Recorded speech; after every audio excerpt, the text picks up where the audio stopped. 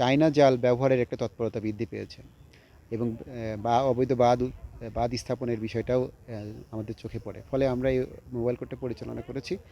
এখানে আমরা 60টি চায়না দুয়ারি জাল যেটা আমরা জব্দ করে আমরা জনসম্মুখে সেটা পুড়িয়েছি।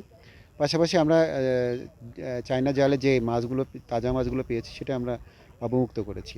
আর আমাদের চায়না জালের যেই মৃত মাছগুলো আমরা এটা এতিমখানাতে দিয়েছি। আর পাশে আমাদের যে এই জালগুলোর সাথে আপনারা জানেন যে এখানে লোহা থাকে, এই লোহাগুলো আমরা এতিমখানাতে দিয়েছি।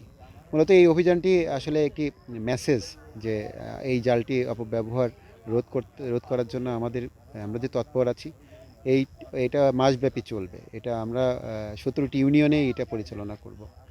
বাংলা কিউআর যেখানে নগদ পেমেন্ট সেখানে সারা দেশে 10 লাখেরও বেশি মার্চেন্টে নগদে পেমেন্ট করুন খুব সহজে।